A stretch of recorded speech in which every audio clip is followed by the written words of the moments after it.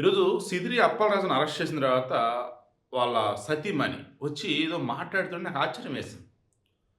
మొన్న జోగి రమేష్ సతీమణి గాని, ఈరోజు సిదిరి అప్పలరాజు సతీమణి గాని వీళ్ళు వాళ్ళ భర్తలు మంత్రులుగా ఉన్నప్పుడు గణేష్ గోల్డ్ తాకట్టులో ఉన్న బంగారాన్ని విడిపించి కొనబడును. సంప్రదించండి 9966651144. అసెంబ్లీలో కానీ బయట వేదికల మీద కానీ ఏం మాట్లాడారో ఏంటో కనీసం వినలేదా? ఆ కర్మే ఈరోజు బ్యాక్ అనమాట, రిటర్న్ అనమాట. ఆ రోజు వాళ్ళు మాట్లాడింది, వాళ్ళు చేసిన దానికి తగ్గట్టు కానీ ఈరోజు కర్మఫలం అనుభవిస్తూ ఉన్నారు. ఎంత దారుణం! ఈ సిదిరి అప్పలరాజు మాట్లాడతాడు, చంద్రబాబుకి మతిపోయిందంటూ, పిచ్చోడంటూ, ఆయనకి మెంటల్ హాస్పిటల్ ట్రీట్మెంట్ ఇప్పించాలంటూ ఆ వయసులో ఉన్నటువంటి ఆయనని మానసిక క్షోభకు గురి చేశాడు అసెంబ్లీ సాక్షిగా.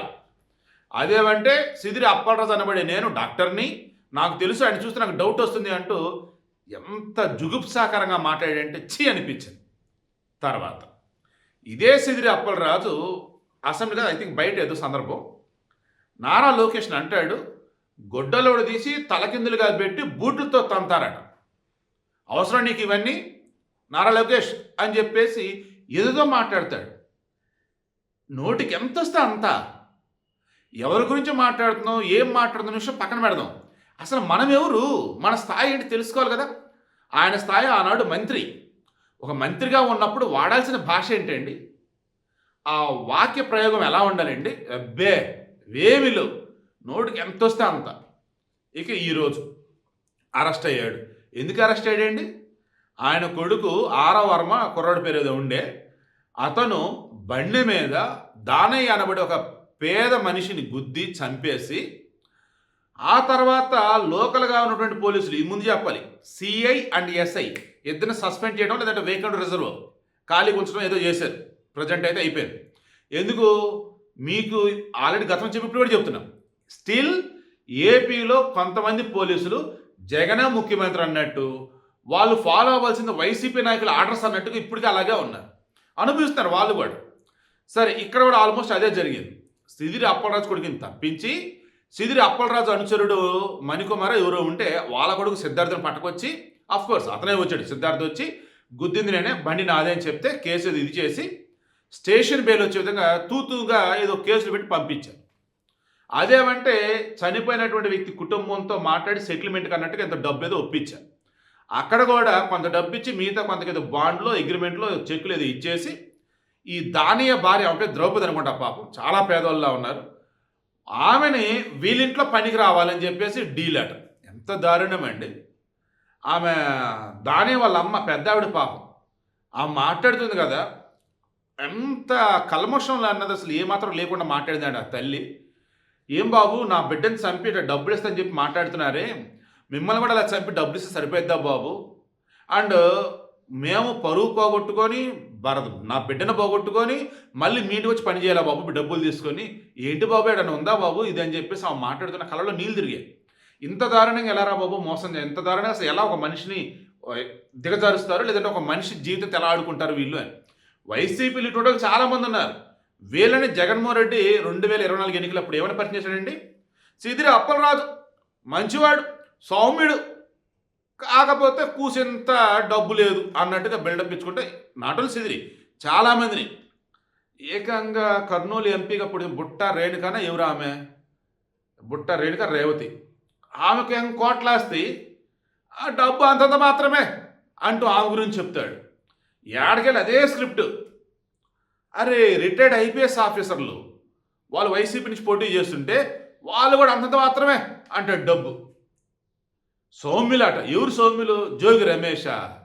జగన్మోహన్ రెడ్డిని మెప్పిద్దామని చెప్పేసి చంద్రబాబు నాయుడు అనరాన మాట్లాడాడు జోగి రమేష్. ఆ జోగి రమేష్ని సౌమ్యుడు, కాకపోతే కొంచెం దూకుడు ఎక్కువ అంటూ ఇది చేస్తే పక్కపక్క ముసుముసలు నవ్వుకుంటాడు ఆ జోగి రమేష్. చెవిరెడ్డి భాస్కర్ రెడ్డి, అబ్బో ఆయన ఎందుకు చంద్రగిరి దగ్గర ఆయన చేయింది లేదనమాట. సరే, చెప్పుకుంటూ పోతే సౌమ్యులు మంచివాళ్ళు, పోతే డబ్బులు అంతంత మాత్రమైనటువంటి ఈ జగన్మోహన్ రెడ్డి ఎవరైతే చెప్పున్నారో ఎవరో కొంచెం లిస్ట్ ఇవ్వవయ్యా బాబు అని ఈరోజు కూటమి గవర్నమెంట్ అడుగుతుంది ఆయన్ని. ఎందుకు? ఒక్కొక్కరు లిస్టు తీస్తూ ఉంటే మామూలుగా లేదు. చెవిరెడ్డి భాస్కర్ రెడ్డి, మిథున్ రెడ్డి, అవినాష్ రెడ్డి, ఇలా చెప్పుకుంటూ పోతే ఇక్కడ వచ్చి జోగి రమేష్, తర్వాత వచ్చే పేరు నాని, వచ్చేసి ఇప్పుడు సిదిరి అప్పలరాజు వీళ్ళంతా ఒక ఎత్తే సామెస. ఆ స్పీకర్ తమ్మినేని సీతారాం ఎటు వెళ్ళిపోయాడు? నిన్న ఆయన అరెస్ట్ అయ్యాడని చెప్పేసి వీడియోలు మొత్తం వైరల్ అవుతుంటే నిజం అనుకున్నా నేను. ఫ్యామిలీ అప్స్టాండింగ్లోనే ఉంది. ఆ వీడియో ఎప్పుడో పాత వీడియో అంట. ఈరోజు శ్రీకాకుళంలో వాళ్ళకి నోటీసులు ఇచ్చున్నారు. ఆ ల్యాండ్ కబ్జాకి సంబంధించి బతికున్న మనిషిని చనిపోయని చెప్పేసి డాక్యుమెంట్స్ రెడీ చేసిన దానికి సంబంధించేసి రెండేయాలంటే ఏడొచ్చారు రాలా. ఫ్యామిలీ గైర్ హాజరయ్యారు. అప్పుడు డౌట్ వచ్చి నేను లోకల్గా ఉన్న రిపోర్టర్ని అడిగాను, ఇదేంటి నిన్నంతా అరెస్ట్ అని చెప్పేసి వీడియోలు వచ్చినాయి, మరి ఈరోజు ఏంటి మనిషి కనపడలేదా అంటే ఎక్కడ అరెస్ట్ చేశారండి, పాత వీడియోలండి అన్నారు.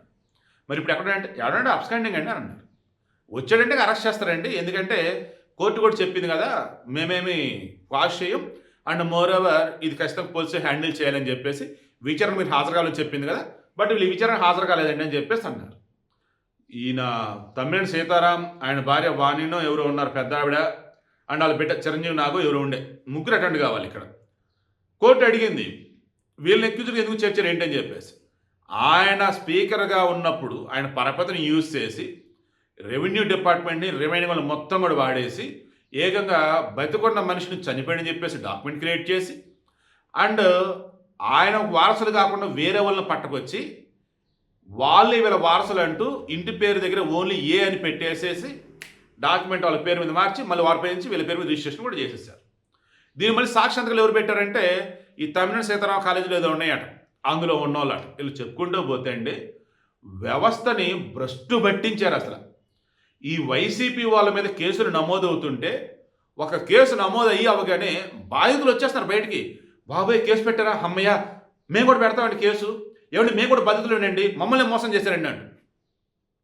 అధికారంలో ఉన్నారనే కానీ పరిపాలన తప్ప ఇంక అన్నీ చేశారు. దోచుకోవటం, దాచుకోవటం, బెదిరించడం ఇంక వాళ్ళ ఇష్టం. సింపుల్గా ఈ వీడియోలో ఏం చెప్తాను మీకు అర్థమవుతుందా? ఈరోజు కూటమి ప్రభుత్వం ఆట మొదలెట్టింది. ఎటువంటి ఆట? ఎవరెవరైతే మంచి వాళ్ళు సోమ్య అని జగన్మోహన్ రెడ్డి చెప్పున్నాడో అవునా ఒకసారి చెక్ చేద్దని చెప్పేసి ఆట మొదలెడితే అబ్బో ఆట కాదయ్యో ఇక్కడ మొదలెట్టాల్సింది వేట అని అర్థమైంది. ఎందుకు? వాళ్ళ తప్పులు కనపడుతున్నాయి, కేసులు పెడుతూ ఉంటే అబ్స్కాండ్ అయిపోతూ ఉన్నారు. నేను సిదిరి అప్పలరాజుని అరెస్ట్ చేస్తే వాళ్ళ ఆవిడ వచ్చేసి అంటారు ఎందుకు అరెస్ట్ చేశారు, ఇదేనా ఇది అసలు ప్రజాస్వామ్య ప్రభుత్వమేనా అంటుందా? ఏది ప్రజాస్వామ్య ప్రభుత్వం తల్లి? ఇన్ని రోజులు ఆపితే అరెస్ట్ చేయకుండా ఇంకెప్పుడు అరెస్ట్ చేస్తారు? ఎంత మంచి ప్రభుత్వం ఏంటని చెప్పి ప్రభుత్వం నానా మాటలు అంటూ ఉంటే అన్ని క్రాస్ చెక్ చేసి లీగల్ ఒపీనియన్ తీసుకొని ఓకే ఇప్పుడు అరెస్ట్ చేయొచ్చని ఇప్పుడు అరెస్ట్ చేశారమ్మా. సరే ఇప్పుడు నేను చెప్తాను చూడండి, రానున్న రోజులలో కూటమి ప్రభుత్వాన్ని చూసి ప్రజలు అమ్మయ్యా ఇప్పుడు మీరు కరెక్ట్గా ఉన్నారయ్యా అనే రోజు వస్తుంది. ఎందుకంటే ఇప్పుడు కూడా కూటమి ప్రభుత్వాన్ని చూసి ఏంటంటే మీరు ఎంత చేతకని ప్రభుత్వంలా ఉన్నారు, అది తప్పు చేశాడు, కేసులు ఫైల్ అయినవి, సాక్ష్యాలన్నీ ఉన్నాయి, సాక్ష్యాధారులు ఉన్నారు, అయినా కానీ మీరు ఎందుకు అరెస్ట్ చేయరు అని చెప్పేసి అంటూ ఉంటే వీళ్ళు పాపం సైలెంట్గా ఉంటున్నారు. ఎందుకు? కోర్టులు మళ్ళీ అక్షంతలు వేస్తాయి కదా, కక్ష తీసుకుంటారని చెప్పేసి అన్ని క్రాస్ చెక్ చేసి లీగల్ ఒపీనియన్ తీసుకొని ఫైనల్ అరెస్ట్ చేస్తున్నారు. సో సిదిరి అప్పలరాజు అరెస్ట్ అయ్యాడు, గతంలో జోగి రమేష్ అరెస్ట్ అయ్యాడు, చెవిరెడ్డి అరెస్ట్ అయ్యి ఉన్నాడు, లిక్కర్ కేసు వచ్చేసి ముందుకు సాగుతుంది. మనకున్న సమాచారం మేరకు ఏపీ లిక్కర్ కేసు సంబంధించేసి ఈడీ కూడా ఎంటర్ అయిందని తెలుస్తుంది. ఎంటర్ అయింది ఆల్రెడీ, జగన్మోహన్ రెడ్డి విచారిస్తారని తెలుస్తుంది. ఆ తర్వాత మాట్లాడుకుందాం. ఇప్పుడైతే మాత్రం వేట మొదలెట్టాలి. ఎలా ఉండాలంటే ఆ వేట వైసీపీ హయాంలో ఎవరైతే ప్రజలు హింసించారో, ఎక్కడైతే ప్రజల ధనాన్ని కొల్లగొట్టారో, ఎక్కడైతే ప్రకృతి సంపద కొల్లగొట్టారో అందరి లెక్కల బయటికి తీయాలి, ప్రజల ముందు వారి నిజస్వరూపం చూపెట్టాలి. ఆ రంగ కూటమి ప్రభుత్వం అడుగులు ఇస్తుందని చెప్పేసి మనస్ఫూర్తిగా నమ్ముతూ ఉన్నాను.